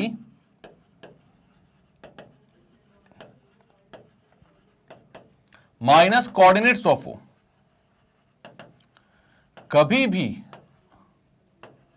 अगर आपको पोजीशन वेक्टर निकालना होता है, तो अगर आप P पॉइंट के पोजीशन वेक्टर की बात करोगे तो OP उसका पोजीशन वेक्टर होगा। मतलब कि ओरिजिन अगर आपका क्या है, 0,0 है, तो P के पोजीशन वेक्टर को, मतलब P के जो पॉइंट्स हैं, P के पॉइंट्स अगर आपके पास x1, y1 है, तो उनसे आप माइनस कर दोगे ओरिजिन के पॉइंट्स को, x1 minus O, x1 minus 0 and y1 minus 0। तो ये P का पोजीशन वेक्टर आ जाएगा। ठीक है, सिमिलरली अगर मुझे बोलना होता है यहां पर एक पॉइंट Q है और इसके कोऑर्डिनेट्स है x2, y2। ठीक है, अभी यहां पर इसका x1 minus 0 i cap plus y1 वाले कोऑर्डिनेट्स भी तो माइनस होंगे, तो y1 माइनस 0 j कैप। तो OP के जो पोजीशन वेक्टर आएगा एक्चुअल में वो आएगा x1 i cap plus y1 j cap. मतलब वो आता उतना ही है, यानी x1 और y1 पॉइंट है, तो P का पोजीशन वेक्टर क्या आएगा, तो उसको आप बेझिझक क्या लिख सकते हो, जो इससे पहले हमने पढ़ा हुआ है। कितना भैया, इसको x1 इसको y1, मतलब कि यहां जो लिखा था ना हमने x1 i कैप और y1 j कैप, ये एक्चुअल में P पॉइंट का पोजीशन वेक्टर था। और Q के क्या थे, x2 i कैप और y2 j कैप। और वो पोजीशन वेक्टर कैसे आते हैं, जब ओरिजिन के कोऑर्डिनेट्स को आप इससे माइनस करते हो, क्योंकि ये जो डायरेक्शन है वो कैसे आई, यहां पर I और J जो है वो डायरेक्शन हमें दिखाती है ना। डायरेक्शन कैसे आती है, वो एक वेक्टर की डायरेक्शन होती है, एक पॉइंट की तो डायरेक्शन हो नहीं सकती, मतलब हो सकती है वो भी, नल वेक्टर पढ़ेंगे तो हो सकती है वो भी, मत टेंशन लो। लेकिन यहां पर एक वेक्टर की डायरेक्शन है, मतलब कि एक इनिशियल पॉइंट होगा और एक फाइनल पॉइंट होगा। तो हमने बोला O से P तक का अगर हमें पोजीशन वेक्टर चाहिए, एक वेक्टर चाहिए, तो आपने क्या बोला, P के कोऑर्डिनेट्स माइनस O के कोऑर्डिनेट्स। तब आया आपके पास x1 i कैप, क्योंकि x कोऑर्डिनेट को अपन ने माइनस किया तो x का सेंस मिला, x का डायरेक्शन, और y के कोऑर्डिनेट्स को आपने माइनस किया तो y का सेंस मिला, y का डायरेक्शन।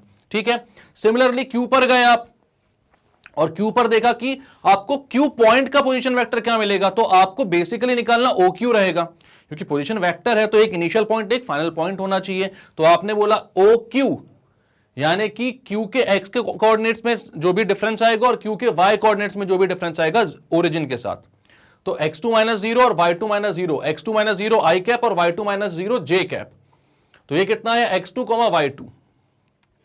ठीक है, अब मैं बोलता हूं, यहां पर भी आप बना देते हो इसको एक लाइन से, OQ ये कितना आ जाएगा भाई, तो OQ की जब आप बात करोगे तो अब आपसे पोजीशन वेक्टर को ये पूछेगा तो आप क्या बोलोगे, भाई जो फाइनल अपना पॉइंट है उससे आपको इनिशियल पॉइंट को माइनस कर देना है। तो यहां पर आप लिखोगे x2 minus 0 i cap plus y2 minus 0 j cap, जहां पर i कैप और j कैप क्या है, यूनिट वेक्टर हैं, किस एक्सिस को शो कर रहे हैं, x और y एक्सिस को। ठीक है, अब मैं आपसे बोलता हूं कि आपको दिखाना है PQ vector, PQ position vector आपको अगर दिखाना है PQ, तो PQ को आप क्या बोलते हो, तो ये होता है भाई फाइनल माइनस इनिशियल ना, तो OQ माइनस OP वेक्टर। यानी देखा जाए तो ये है तो पॉइंट भाई OQ क्या था, तो वो Q वेक्टर ही था, और OP क्या था, तो वो P वेक्टर था। तो Q माइनस P वेक्टर भी बोल सकते हो, लेकिन हम पोजीशन वेक्टर के टर्म्स में बात कर रहे हैं, इसलिए OQ माइनस OP वेक्टर बोलते हो आप यहां पर। फाइनल माइनस इनिशियल पॉइंट, तो फाइनल पॉइंट क्या है x2, इनिशियल पॉइंट क्या है x1। तो जैसे कि डिस्टेंस फॉर्मूला में x2 माइनस x1 का होल स्क्वायर करते थे, यहां पर भी आपको x एक्सिस को और y एक्सिस को क्या करना है, उनका डिफरेंस निकालना है। मतलब कि कितना आ जाएगा, यह आ जाएगा x2 माइनस x1, और किस एक्सिस में भाई, x एक्सिस का सेंस कौन सा होता है, i cap plus y2 minus y1 j cap. ठीक है, तो यहां पर अगर आपसे बात की जाए कि पोजीशन वेक्टर क्या होता है, तो आप बोलोगे अब हम समझ सकते हैं कि पोजीशन वेक्टर क्या है। यहां पर P के जो भी कोऑर्डिनेट्स है, Q के जो भी कोऑर्डिनेट्स है, अगर मैं बोल रहा हूं PQ पोजीशन वेक्टर, तो Q के कोऑर्डिनेट से P के कोऑर्डिनेट्स को माइनस कर दो। X एक्सिस है तो उसके बगल में I कैप, Y एक्सिस है तो उसके बगल में J कैप, और Z एक्सिस है तो उसके बगल में K कैप लगा दो, जो भी जिस भी एक्सिस के कोऑर्डिनेट्स हैं। तो हो सकता है शुरुआत में आपको थोड़ा सा ये लग रहा होगा कि क्या हो रहा है, क्या चल रहा है, समझ में नहीं आ रहा, लेकिन एंड तक आपको ये बात समझ में आ गई होगी, क्योंकि अंत तो बहुत ही बेसिक है इसका। जैसे एक क्वेश्चन पूछता हूं आपसे, मैं एक क्वेश्चन पूछता हूं, ये P पॉइंट है, इसके कोऑर्डिनेट से 2i प्लस 3j। ठीक है, और इसके ये जो है, ये जो वेक्टर है अपना, ये है अपना Q वेक्टर, और ये 3i प्लस 4j। और अब मैं पूछूं पोजीशन वेक्टर PQ कितना होगा, तो पोजीशन वेक्टर PQ को आप क्या बोलोगे भाई, x को माइनस कर दो, इसका x और y कोऑर्डिनेट क्या होगा, P का अगर मैं पॉइंट ही बोलता, चलो वेक्टर में नहीं देता, इसको 2,3 बोलता, इसको बोलता 3,4, तो ij में तो आप लिख ही सकते हो वैसे भी। और अभी क्या करना है आपको, अभी क्या करना है, x2 minus x1, x2 minus x1 मतलब 3 minus 2 i cap plus 4 minus 3 J cap. तो पी क्यू वैक्टर क्या हो जाएगा 1 आई कैप प्लस 1 जे कैप। ये हो गया आपका पोजीशन वेक्टर। बात समझ में है कि पोजीशन वेक्टर क्या होता है और ये क्यों इतना देर से मैं गाना गा रहा हूं पोजीशन वेक्टर का और क्यों ये इंपॉर्टेंट है। क्योंकि यहां पर अब अगर मैं आपसे बोलता हूं कि नल वेक्टर क्या होता है तो नल वेक्टर ने क्या बोला, a vector whose initial and terminal points are coincident is called zero और नल वेक्टर। तो एक नल वेक्टर क्या होता है, ऐसा वेक्टर जिसके इनिशियल पॉइंट और फाइनल पॉइंट जो होते हैं वो कोइंसिडेंट करते हैं, तो उसको हम बोलते हैं क्या, नल वेक्टर। ठीक है, तो यहां पर मैं बोलता हूं कि एक ऐसा पॉइंट जिसके इनिशियल और फाइनल वेक्टर कैसे होते हैं, कोइंसिडेंट। तो मैंने बोला कि ए एक पॉइंट है, ठीक है, और इसके x, y कोऑर्डिनेट्स थे, तो इसके इनिशियल पॉइंट भी x, y है, फाइनल पॉइंट भी x, y है, तो नल वेक्टर क्या हो जाएगा। तो आप बोलोगे भाई नल वेक्टर अगर आपको निकालना है तो उसके लिए आपको a से a ही माइनस करना है, मतलब उस वेक्टर को आप रिप्रेजेंट कैसे करोगे, उसका फाइनल पॉइंट भी a है और इनिशियल पॉइंट भी a है, तो a वेक्टर ए वेक्टर, ठीक है, ए वेक्टर क्यों, क्योंकि फाइनल और इनिशियल पॉइंट कैसे हैं, दोनों सेम है, तो ये होता है आपका नल वेक्टर। अब पोजीशन वेक्टर अगर क्लियर नहीं होता आपको और डायरेक्टली मैं ए वेक्टर कहीं पर लिख देता तो क्या आप समझ पाते वो नल वेक्टर है, कहीं ना कहीं तो कंफ्यूजन होती ना यार। तो यहां पर आपको क्या बोला मैंने कि पोजीशन वेक्टर क्या है, पोजीशन वेक्टर है भाई अगर कहीं पर वेक्टर लिखा हुआ है ओपी वेक्टर, तो उसका पोजीशन वेक्टर मतलब कि आप क्या कर रहे हो, पी के जो भी आपके कोऑर्डिनेट्स होंगे उससे आप ओ के कोऑर्डिनेट्स को माइनस कर दोगे और फिर आपका ओपी वेक्टर मिल जाएगा। तो यहां पर अगर आप बोल रहे हो ए वेक्टर, तो ए के जो एक्स और वाई वाले कोऑर्डिनेट्स हैं उससे ए के ही एक्स और वाई वाले कोऑर्डिनेट्स को आप माइनस करोगे, मतलब कि एक्स माइनस एक्स आई प्लस वाई माइनस वाई जे, मतलब 0i प्लस 0j।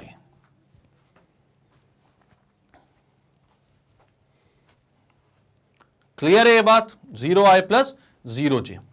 तो यहां पर नल वेक्टर की सिग्निफिकेंस क्यों होती है, नल वेक्टर क्यों इंपॉर्टेंट होता है, क्योंकि वेक्टर एडिशन और वेक्टर सब्ट्रैक्शन की बात जब हम करें कि कहीं पर आप वेक्टर्स को ऐड कर रहे हो, कहीं पर आप वेक्टर्स को सब्ट्रैक्ट कर रहे हो और हो सकता है उसके बाद आंसर 0 आए, तो वो जो है वहां पर आपके पास डायरेक्शन बचेगी, बस आपके पास क्या नहीं होगा, तो आपके पास मैग्नीट्यूड नहीं होगा। ठीक है, मान लो आपने क्या किया, एक एग्जांपल है, डायरेक्शन जनरली आर्बिट्री होती है, आप कोई सी भी एक मान सकते हो, बट मान लो आप क्या करते हो, ईस्ट डायरेक्शन में जाते हो, ठीक है, 5 यूनिट्स, 1 चलो 3, मैं 3 स्टेप्स की बात करता हूं, ईस्ट डायरेक्शन वहां पर है और मैं 3 स्टेप्स ईस्ट डायरेक्शन में जा रहा हूं, तो 1 2 एंड 3 ये 3 स्टेप्स में मैंने ईस्ट डायरेक्शन में पहुंच गया। अब मैं क्या करता हूं, वापस से 3 स्टेप वापस जाता हूं, 1 2 एंड 3, तो जो मेरा इनिशियल पॉइंट था मेरा फाइनल पॉइंट भी वही हो गया, लेकिन डायरेक्शन कहां है, डायरेक्शन तो है ना मेरी कोई, और वो क्या है, वेस्ट है, ईस्ट का ऑपोजिट। मतलब कि नल वेक्टर क्यों इंपॉर्टेंट है, क्योंकि हो सकता है कि आपका मैग्नीट्यूड 0 हो लेकिन आपकी डायरेक्शन फिर भी हो। बात समझ में आ रही है, मतलब कि आपने क्या बोला कि इनिशियल पॉइंट और फाइनल पॉइंट अगर सेम हो किसी वेक्टर का, ए आपका इनिशियल पॉइंट भी और फाइनल पॉइंट भी ए है, ठीक है, तो यहां पर मैंने 1 2 3 चला और फिर वापस मुड़कर भी 1 2 3 चलता हूं और मेरा इनिशियल पॉइंट और फाइनल पॉइंट सेम हो जाता है, लेकिन मेरी डायरेक्शन एक बच जाती है, तो इसलिए नल वेक्टर जो होता है वो क्या होता है, सिग्निफिकेंट होता है। ठीक है, यहां पर आपका इनिशियल पॉइंट और फाइनल पॉइंट सेम है लेकिन आपके पास डायरेक्शन है। ठीक है, यहां पर डिस्टेंस तो फिर भी होगी कुछ ना कुछ, लेकिन डिस्प्लेसमेंट 0 हो जाएगी, ठीक है, बट आपके पास डायरेक्शन बचेगी, फिर भी मैग्नीट्यूड 0 है लेकिन डायरेक्शन है, इसलिए नल वेक्टर जो होता है वो क्या होता है, सिग्निफिकेंट होता है। क्लियर है, एक बार देखते हैं शुरुआत से कि हमने क्या क्या देखा है अभी अच्छे से। तो हमें पहले बोला गया था टाइप्स ऑफ वेक्टर समझो, तो जीरो वेक्टर और नल वेक्टर बोला या फिर यूनिट वेक्टर बोला। तो सबसे पहले तो हमने ये देखा कि जीरो वेक्टर को इनने क्या डिफाइन किया हुआ, तो इनने डिफाइन किया हुआ था कि जीरो वेक्टर एक ऐसा वेक्टर होता है जिसका इनिशियल और फाइनल पॉइंट सेम होता है, मतलब कि उसका मैग्नीट्यूड क्या हो जाएगा 0। बट वो वेक्टर क्यों है? क्योंकि उसमें डायरेक्शन बचती है, और वो हमने देख लिया अभी एग्जांपल पे कि डायरेक्शन हो सकती है भले ही आपका मैग्नीट्यूड कैसा हो, 0 हो जाए। ठीक है, इसलिए 0 वेक्टर कैसा होता है, इंपॉर्टेंट होता है। अब ये जो वेक्टर है ना, ये प्रॉपर वेक्टर नहीं कहलाता। इसके बाद के सारे जो भी टाइप है ना, ये प्रॉपर वेक्टर्स कहलाते हैं, वो एक इम्प्रॉपर वेक्टर होता है। ठीक है, क्यों होता है ऐसा, आप थोड़ा सा सोचकर बताना। ठीक, अब यूनिट वेक्टर इतनी बड़ी भारी चीज नहीं है, पता है, कोई दिक्कत नहीं है उसमें। ठीक है, अब यूनिट वेक्टर क्या होता है? Vector whose modulus is unity is called unit vector. तो एक ऐसा वेक्टर जिसका मॉड्यूलस क्या होता है? यूनिटी होता है, जिसका मैग्नीट्यूड या मॉड जब निकालोगे तो वो यूनिटी होता है, तो वो होता है एक यूनिट वेक्टर। ठीक है, इसको हम डिनोट करते हैं ए कैप से। इसकी डायरेक्शन जरूर होती है वेक्टर ए के समान, ठीक है, लेकिन इसका मैग्नीट्यूड कितना होता है? 1 होता है। तो यहां पर अपन ने देखा कि इसका एक और फॉर्मूला हम देख सकते हैं कि अगर किसी वेक्टर को उसके मैग्नीट्यूड से डिवाइड कर दो तो उसके पास सिर्फ उसकी डायरेक्शन रह जाएगी, और उसका मैग्नीट्यूड, क्योंकि ऊपर का मैग्नीट्यूड नीचे का मैग्नीट्यूड सेम है, तो दोनों के मैग्नीट्यूड कैंसल आउट हो जाएंगे और बचेगा सिर्फ डायरेक्शन, और मैग्नीट्यूड क्या बचेगा? 1। ठीक है, दो चीज कैंसिल आउट होकर 1 बचता है ना, तो वहां पर क्या बचेगा? 1। तो यहां पर ए कैप बन जाएगा जिसका मैग्नीट्यूड क्या होता है? 1। ठीक, अब जब बात आई कि मैग्नीट्यूड ऑफ अ वेक्टर क्या होता है, तो हमने देखा मैग्नीट्यूड मतलब कि लेंथ चाहिए। अब लेंथ चाहिए है तो आपने क्या करना है भाई, यहां पर दो कोऑर्डिनेट्स है अगर आपके पास, तो आपको x2 माइनस x1 का whole square plus y2 minus y1 का होल स्क्वायर का रूट ले लेना है, वही आपका मैग्नीट्यूड होता है। ठीक है, अब ये x2 x1 y2 y1 कैसे पता चलेगा? तो ये जो i कैप और j कैप होते हैं, ये क्या होते हैं? यहां पर यूनिट वेक्टर्स होते हैं i, j एंड k, जहां पर i कैप जो है वो x एक्सिस को डिनोट करता है, j कैप जो है y एक्सिस की डायरेक्शन को डिनोट करता है, और k कैप जो है वो z एक्सिस की डायरेक्शन को डिनोट करता है। अगर किसी पॉइंट को मैं बोलता हूं कि कोई पॉइंट है 2i minus 3j plus 4k 3D में, मतलब एक और एक्सिस भी बना लो आप, z एक्सिस। आपको पता है ना 3 डायमेंशनल ज्योमेट्री भी तो हो सकती है ना, इसमें कोई दिक्कत नहीं है। एक x एक्सिस, एक y एक्सिस, एक z एक्सिस हो गया। ये z एक्सिस कहां है? बाहर निकलता हुआ ऐसे, तीनों एक दूसरे के परपेंडिकुलर है, x y एंड z। तो मैंने बोला कि अगर कोई पॉइंट है इस प्लेन में, पूरा ये प्लेन नहीं है तो पूरा अपनी स्पेस हो गई, यहां पर 2i minus 3j plus 4k, तो इसके कोऑर्डिनेट्स क्या होंगे? तो आप बोलोगे जो i के साथ है वो x होता है, y के साथ वाला, j के साथ वाला y होता है, और k अकेला वाला k वाला होता है z।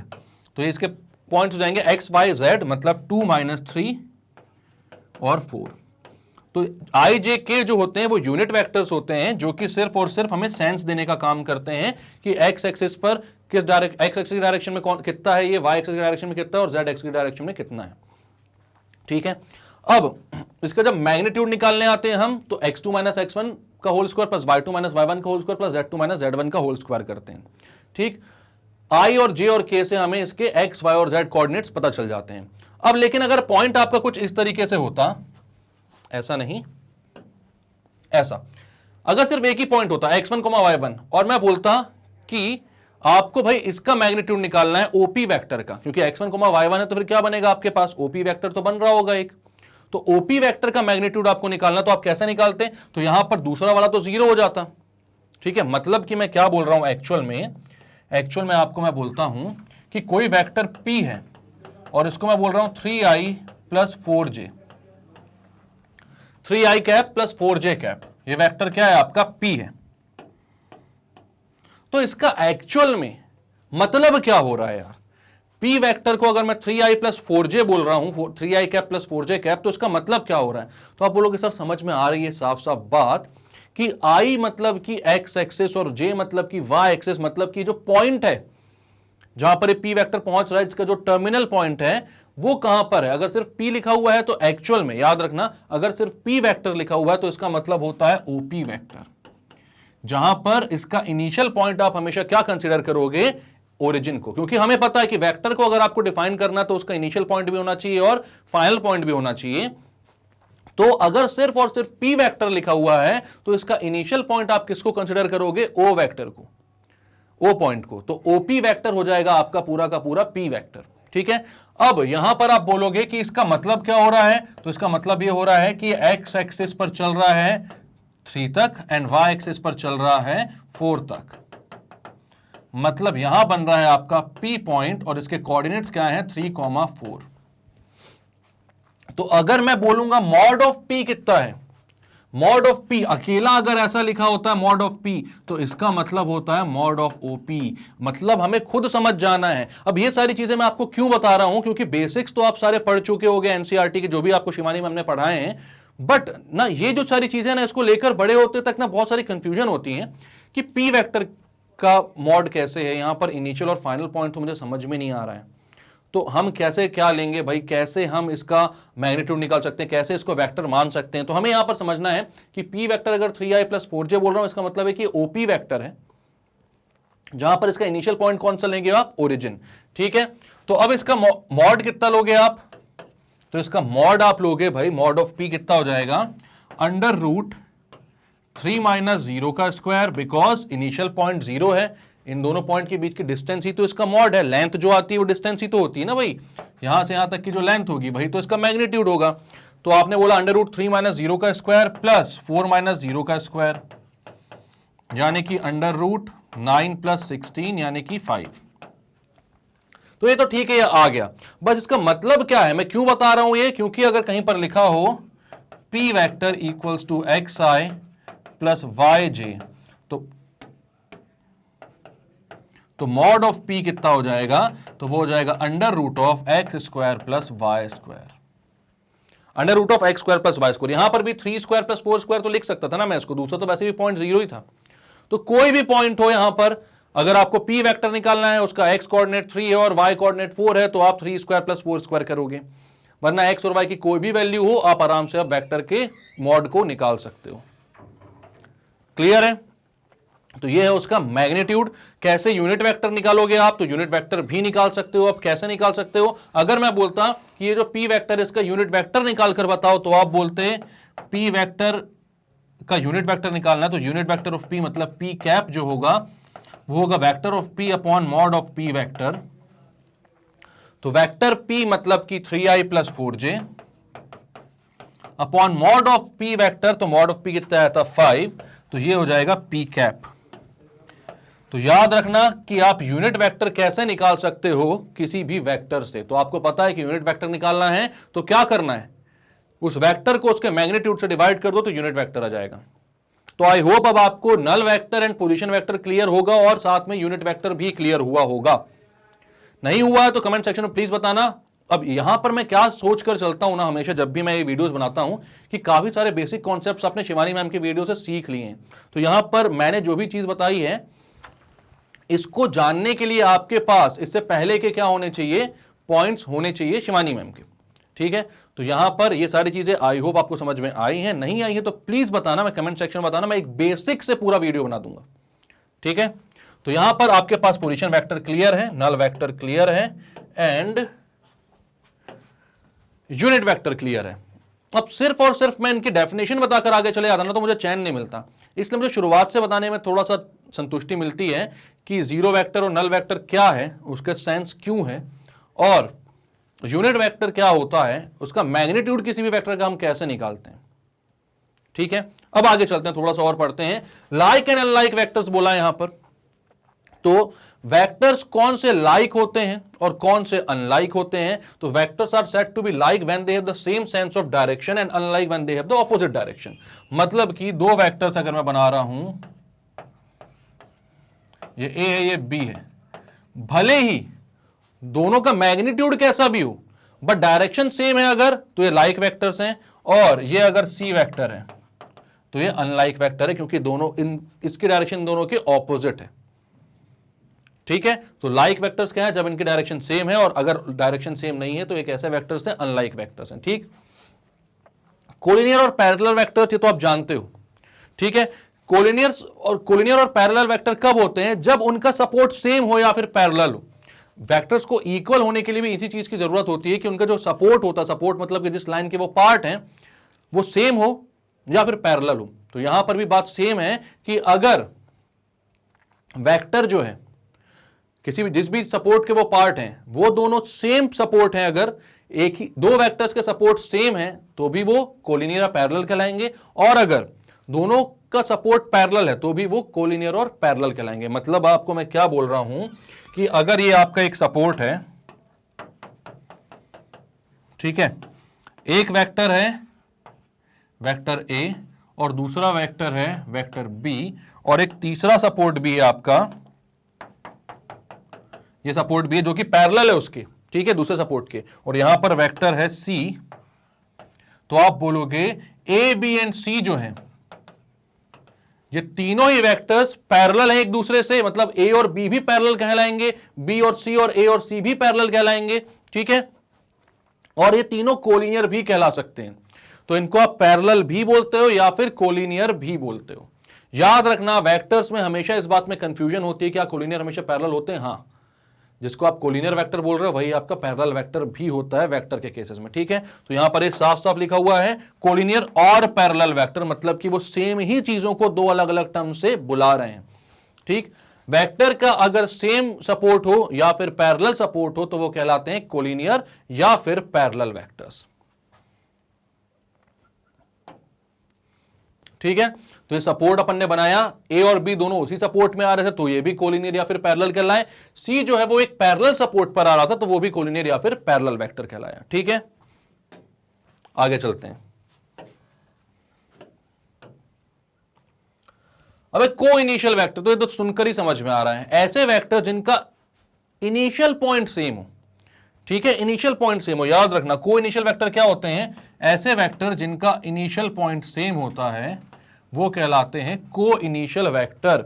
यहां पर मैं बोलता हूं ये ओ है, ये ए है, ये बी है, ये सी है, तो O A vector, O B vector and O C vector कैसे हैं? तो ये तीनों है को इनिशियल वेक्टर्स,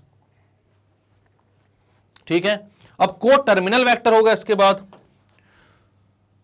अच्छा को प्लेनर है पहले तो, ठीक है। A system of vector is said to be coplanar if their supports are parallel to the same plane, ठीक है। तो एक ऐसा, दो ऐसे वेक्टर्स जिनका जो सपोर्ट है, मतलब जिसके वो पार्ट हैं, जिस लाइन के वो पार्ट हैं, वो दोनों एक सेम प्लेन से ही पैरेलल हों तो वो क्या कहलाते हैं? हमेशा कोप्लेनर वेक्टर्स, ठीक है।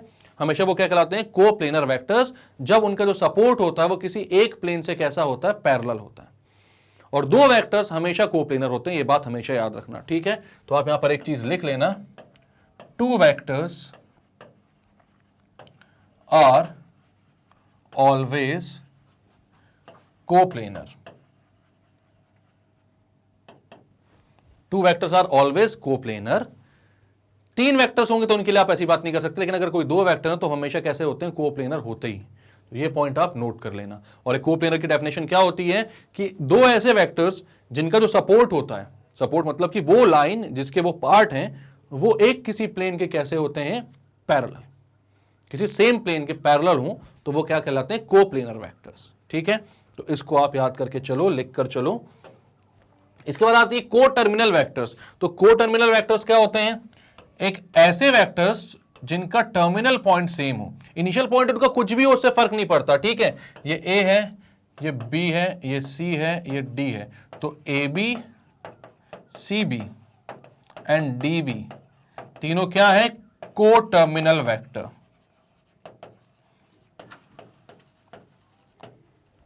तीनों क्या है? को टर्मिनल वेक्टर। तो बात समझ में आ रही है कि ऐसे पॉइंट्स जिनका जो हेड होता है, याद रखना इसको वेक्टर में जब भी हम बात करें, जब भी हम ऐसे डिनोट करते हैं, वेक्टर को शो करते हैं, तो ये होता है अपना वेक्टर की टेल और ये होता है हेड। हालांकि ये वेक्टर क्या आप एरो से भी हमेशा समझते होंगे, ये होता है टेल और ये होता है हेड। तो जिनका हेड एक ही पॉइंट पर मिले वो कहलाते हैं को टर्मिनल वेक्टर, जिनकी टेल एक ही पॉइंट पर मिले वो कहलाते हैं को इनिशियल वेक्टर। तो ये चीज आपको समझ में आ रही होगी, वैसे भी बहुत ईजी चीज है ये, ठीक है। अब बताती है नेगेटिव ऑफ वेक्टर। तो नेगेटिव ऑफ वेक्टर क्या होता है भाई? एक वेक्टर का नेगेटिव क्या होगा? उसके ऑपोजिट डायरेक्शन का सेम वेक्टर। जैसे कि हमने चला था ना, तो मान लो कि मैं ओ से पी तक चलकर गया एंड पी से ओ तक वापस आया, तो ओपी और पीओ एक दूसरे के नेगेटिव वेक्टर्स हैं, ठीक है। यहां पर पढ़ भी लेते हैं, क्या बोल रहे हैं? The vectors which has the same magnitude as the vector A but opposite direction is called negative of A and is denoted by minus A. मतलब कि अगर मैं ए वेक्टर बनाता हूं ऐसा, ठीक है, तो माइनस ए वेक्टर ऐसा बनेगा। Direction opposite, magnitude same, direction exact opposite होनी चाहिए और मैग्नीट्यूड में सेम होना चाहिए, तो कैसे वेक्टर्स होंगे ये? Negative vectors. जैसे मैं बोलूंगा ओपी वेक्टर जो है वो हमेशा पीओ वेक्टर के नेगेटिव होगा। यहां पर इसका इनिशियल पॉइंट ओ और फाइनल पॉइंट पी है, यहां पर इसका इनिशियल पॉइंट पी और फाइनल पॉइंट ओ है, मतलब कि दोनों एक दूसरे के कैसे हैं? ऑपोजिट डायरेक्शन में। तो ये कैसे? और मैग्नीट्यूड सेम है क्योंकि ओ से पी तक की डिस्टेंस है, मैग्नीट्यूड सेम है, डायरेक्शन ऑपोजिट है, तो ये कैसे हैं? Negative vectors. ठीक है। अब आती है रेसिप्रोकल ऑफ अ वेक्टर, तो एक ऐसा वेक्टर जिसकी डायरेक्शन तो सेम होती है बट उसका जो मैग्नीट्यूड होता है वो गिवन वेक्टर का रेसिप्रोकल होता है, वो कहलाता है रेसिप्रोकल वेक्टर। ठीक है। क्या होता है? A vector having the same direction as that of a given vector A but magnitude equal to the reciprocal of the given vector is known as the reciprocal of A and denoted by A inverse. मतलब कि यहां पर मैं बोलता हूं एक vector A है, इसकी डायरेक्शन ऐसी है, एक वेक्टर है बी, इसकी डायरेक्शन ऐसी है, और बी जो है, बी का जो मैग्नीट्यूड है वो ए के मैग्नीट्यूड के रेसिप्रोकल के इक्वल है, तो आप बोलोगे B is reciprocal of A vector. ठीक है। डायरेक्शन दोनों की सेम है बट बी का मैग्नीट्यूड जो है वो कैसा है? ए के रेसिप्रोकल के इक्वल है, उसके उल्टे के, मतलब उसके 1 अपॉन डिवाइड कर दो उसको ए को तो उसके इक्वल है, तो ये रेसिप्रोकल वेक्टर्स हैं एक दूसरे के। इजी सी डेफिनेशन है, तो इसमें कोई दिक्कत की बात है नहीं, तो इसको क्लियर करते हैं, आगे बढ़ते हैं क्या है अब। ओके, तो यहां पर क्या कुछ छोटे छोटे क्वेश्चन है जिनको करके खत्म करते हैं जल्दी से अपन, है ना। ये तो बेसिक है, बहुत ही अच्छे अच्छे क्वेश्चंस तो आने बाकी हैं और उनको करने में असली मजा आएगा, उनको करने में असली मजा आएगा। ठीक। तो यहां पर क्या बोल रहा है ये? Represent graphically a displacement of 40 kilometre 30 degree west, 30 degree west होगा ये, south and 60 kilometre 40 degree east of north and 50 kilometre south east. ठीक है। तो इनको हमें क्या ग्राफिकली डिनोट करना है, तो मैं यहां पर बनाता हूं भाई,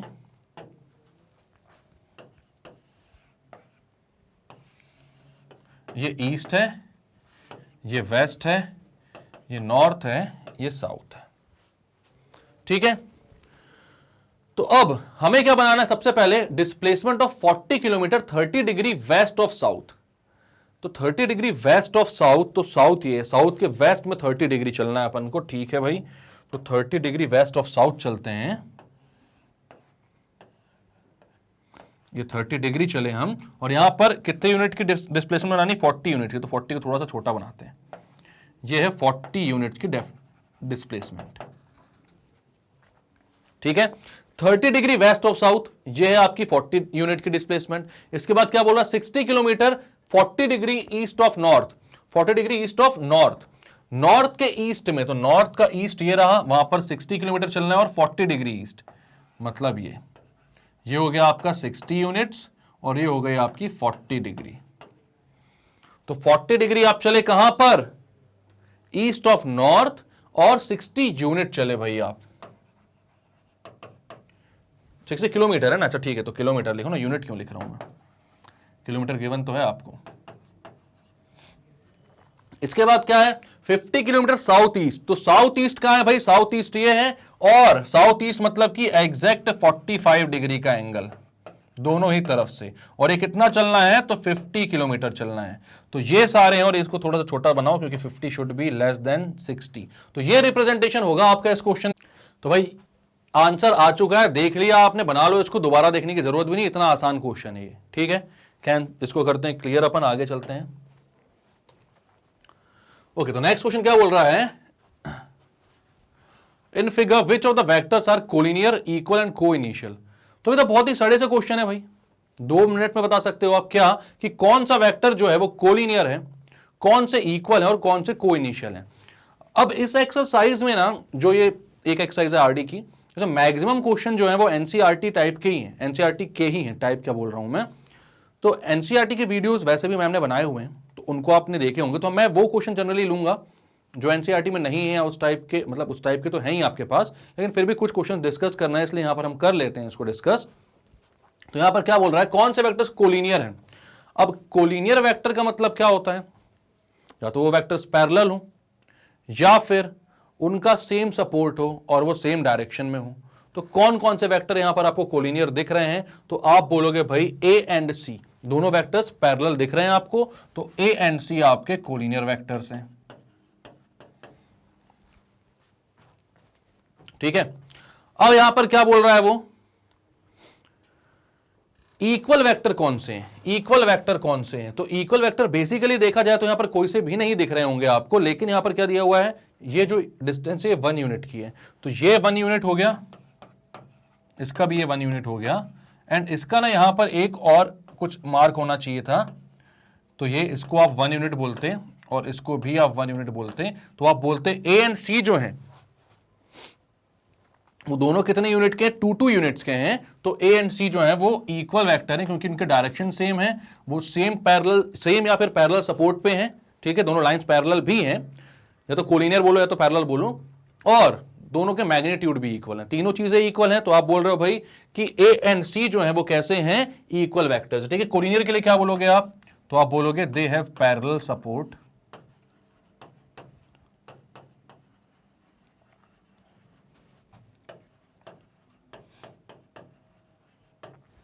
सपोर्ट पैरेलल है। ठीक है, मतलब कि जो लाइन जिसके ये पार्ट हैं वो कैसे हैं? पैरेलल हैं। ठीक है, तो ये कैसे हो गए? कोलिनियर। ठीक है, अब ए एंड सी इक्वल क्यों है? क्योंकि भाई उनके पास सपोर्ट पैरेलल है, इसको तो एक पॉइंट बोलोगे ही, मैग्नीट्यूड इक्वल है, equal magnitude, same direction,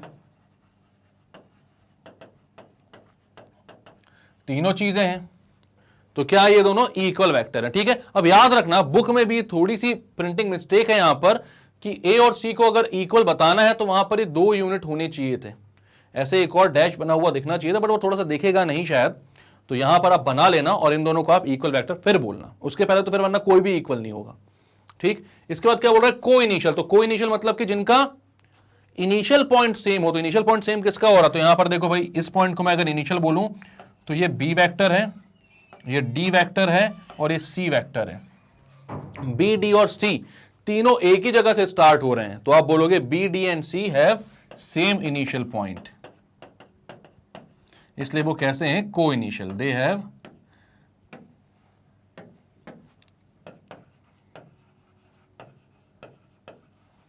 same initial point.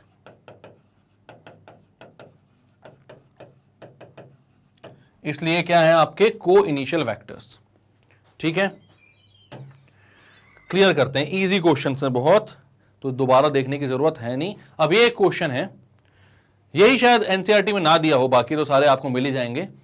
तो यहां पर क्या है, अब आपसे क्या पूछ रहा है भाई, एक रेगुलर हेक्सागन है, मतलब कि इसके सारे साइड्स इक्वल हैं, ऑपोजिट साइड्स पैरेलल हैं। ठीक, कोलिनियर कौन कौन से हैं? तो जो जो पैरेलल एंड इक्वल दिख रहे हैं भाई, जो जो पैरेलल दिख रहे हैं बेसिकली, तो वो देखो, तो वो कोलिनियर वेक्टर्स हैं। तो कौन कौन से कोलिनियर है भाई? तो सबसे पहले आपको दिख रहा है ये ऑपोजिट साइड डी और ए, तो आप बोलोगे D and A, D vector comma A vector. ठीक है, इसके बाद आप दूसरा पेयर पे जाते हो, दूसरे पेयर पर। ठीक है, तो आप यहां पर पेयर दूसरा कौन सा देखोगे?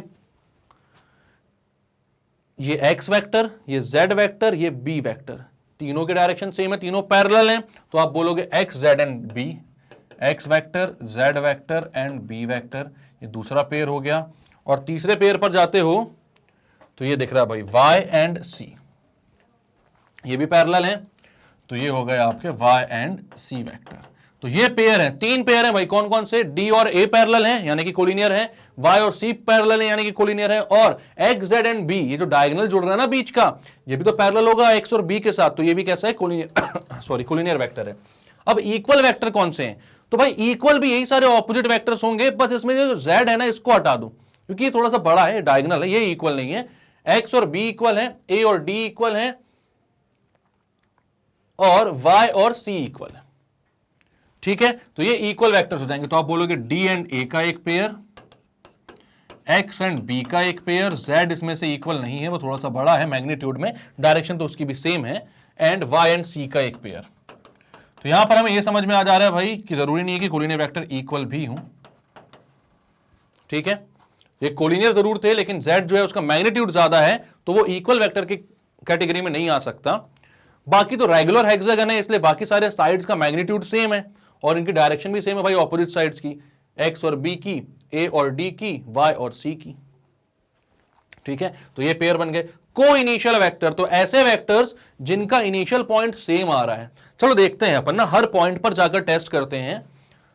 डी पॉइंट पर आते हैं, तो यार यहां पर तो किसी का इनिशियल पॉइंट नहीं है, सब कोई टर्मिनेट यहां पर हो रहे हैं, को टर्मिनल जरूर बता सकते हो वहां, ठीक है, लेकिन इनिशिएट तो नहीं हो रहे। इसके बाद सी पर आते हैं, तो सी से चलो बढ़िया, सी से सी वेक्टर इनिशिएट हो रहा है, इसका इनिशियल पॉइंट है, लेकिन बी का टर्मिनल पॉइंट है, तो इनिशियल तो नहीं हो कोई दूसरा भी।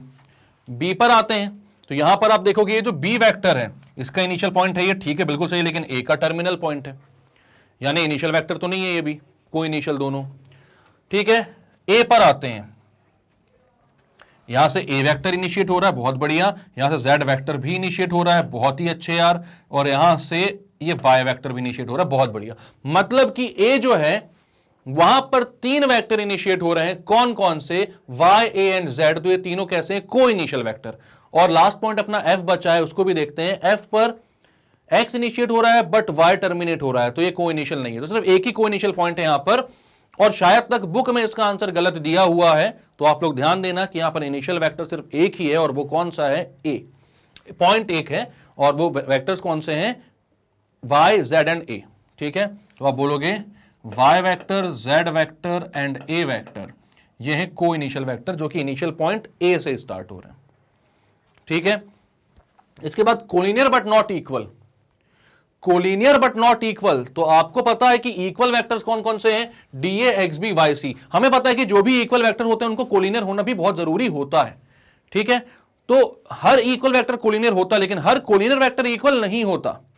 ठीक, तो यहां पर जो इक्वल वेक्टर्स हैं वो तो आपको पता है, तो कोलिनियर में जाते हैं हम, तो डी ए तो इक्वल था, वाई सी भी इक्वल में भी आ रहा है, लेकिन एक्स, जेड और जेड बी जो है ये तीनों भी क्या है, कोलिनियर है, बट वो इक्वल नहीं है, एक्स और बी इक्वल है, बट एक्स और जेड का जो पेयर है आप देखोगे ये कोलिनियर है, दोनों पैरेलल वेक्टर्स हैं, बट यहां पर याद रखना कोलिनियर और पैरेलल एक ही टर्म्स हैं वेक्टर के लिए, तो अगर मैं कोलिनियर बोल रहा हूं तो पैरेलल वाले को समझ जाना, और पैरेलल बोल रहा हूं तो कोलिनियर वाले को समझ जाना, अलग अलग नहीं है दोनों, डेफिनेशन में भी बताई ये बात मैंने, कंफ्यूज मत होना कभी। ठीक, तो यहां पर आपने क्या बोला कि एक्स वेक्टर और जेड वेक्टर पैरेलल हैं, यानी कि कोलिनियर हैं, बट ये इक्वल नहीं है मैग्नीट्यूड में, तो इनका पेयर जो है वो कैसा है, collinear but not equal. And similarly आप बोलोगे Z vector and B vector, ये भी कैसे हैं भाई, ये कोलिनियर है मतलब पैरेलल हैं, लेकिन इनका भी जो मैग्नीट्यूड है वो इक्वल नहीं है, तो ये भी कैसे हैं, कोलिनियर बट नॉट इक्वल। तो ये सारे आंसर आ गए आपके,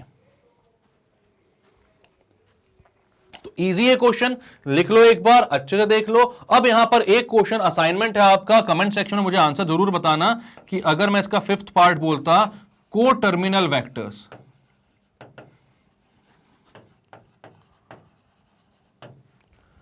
तो इसका आंसर क्या होता। ठीक है, कौन कौन से वेक्टर्स ऐसे आते जो को टर्मिनल होते, तो इसका आंसर आप कमेंट सेक्शन पर जरूर देना। ठीक है, वेट रहेगा मेरे को सब लोगों से, भाई जरूर देना, दक्ष, रेखा और जो भी बाकी शुभम, जितने भी लोग हैं, जितने भी लोग जो भी आंसर कर रहे हैं रेगुलरली वो करते रहें, क्योंकि पार्टी हम करने वाले हैं जब अच्छे नंबर आप लेकर आने वाले हो। ठीक है, क्लियर करता हूं मैं इस क्वेश्चन को, आगे बढ़ते हैं। तो फिलहाल इस वीडियो में इतना ही, हमने एक एक्सरसाइज के जितने भी क्वेश्चन होते हैं, जितने टाइप के होते हैं वो देखे हैं, और अगर उस एक्सरसाइज में कोई डाउट हो तो आप पूछ लेना यार, बहुत ही इजी क्वेश्चंस हैं। ठीक, और बहुत एक्सपेक्टेड क्वेश्चंस उनको आप नहीं बोल सकते हो, बेसिक नॉलेज ऑफ वेक्टर के लिए आप समझ सकते हो कि हाँ ठीक है ऐसे क्वेश्चंस देख लेने चाहिए, हाँ, बट जो आ सकते थे वो उसको अपन ने कवर कर लिया है। ठीक है, हालांकि इनके भी चांसेस कम है, लेकिन हाँ आ सकते हैं। तो अगर आप अभी तक सारे वीडियोस देखते आ रहे हो, टाइम पर सब कुछ मिल रहा है, तो बहुत अच्छी बात है, अच्छा स्कोर करने वाले हो आप। लेकिन अगर वीडियोस को ढूंढने में कोई भी दिक्कत होती है तो magnetbrains.com पर जाओ, जैसे ही जाओगे सारी क्लासेस के ऑप्शंस खुल जाएंगे, Hindi medium, English medium, NTST, olympiad, सब कुछ। आपको class 11th English, class 12th English medium पे जाना है, जैसे ही जाओगे तो वहां पर सारे कोर्सेज आ जाएंगे, और आपको मालूम है सारे कोर्सेज बहुत ही अच्छे और फ्री हैं। आपको जाना है भाई मैथ्स आरडी शर्मा में। जैसे ही आप जाओगे तो मेरे जितने भी वीडियोस अपलोडेड हैं टाइटल और डिस्क्रिप्शन के साथ वहां पर आपको मिल जाएंगे। जो सा वीडियो छूट गया है या फिर आपको दोबारा देखना और मिल नहीं पा रहा है तो वहां पर देखना, टाइटल और डिस्क्रिप्शन पढ़ना, समझ में आ जाएगा आपको। उस पर क्लिक करना, जैसे ही क्लिक करोगे मैं वहीं पर आ जाऊंगा और आपको पढ़ाने लग जाऊंगा और कहीं जाने की जरूरत नहीं है, ठीक है। तो अगर अच्छे लग रहे हैं ये सारे वीडियोस तो लाइक कीजिए इसको, सब्सक्राइब कीजिए हमारे चैनल को और शेयर कीजिए इसको अपने सारे फ्रेंड्स, फैमिली, दोस्त यार सबके साथ, क्योंकि मैग्नेट ब्रेन्स में सब कुछ अवेलेबल है, वो भी 100% फ्री और बहुत ही अच्छी क्वालिटी के साथ। तो भाई शेयर करना तो बनता है ना आपको, इतना तो बनता है, क्योंकि इतने सारे एक्सपीरियंस टीचर हैं जो दिन रात मेहनत करते हैं और आप लोगों के लिए वीडियोस बनाते हैं, तो इतना तो बनता है, ठीक है। मिलेंगे नेक्स्ट वीडियो में जहां पर अच्छे अच्छे क्वेश्चंस और कॉन्सेप्ट्स को हम समझेंगे और बहुत अच्छे कॉन्सेप्ट्स को बहुत अच्छे तरीके से समझेंगे, क्योंकि आपको बहुत सारी चीजें मैंने पहले ही बता दी। अब आगे जब ये दोबारा से डिस्कस करेंगे तो उनको और अच्छे से डीप लेवल पे समझकर अपन आगे बढ़ेंगे। तो इसके लिए अगर आपको कोई भी चीज नहीं समझ में आ रही तो उस वीडियो को दोबारा से देखें और फिर भी कोई डाउट आता तो कमेंट सेक्शन पे पूछ लें, ठीक है। तुरंत का तुरंत देखकर पूछ लें ताकि उस वीडियो में मैं उन चीजों को इंक्लूड कर सकूं, ठीक है। मिलेंगे नेक्स्ट वीडियो में, तब तक के लिए बाय बाय।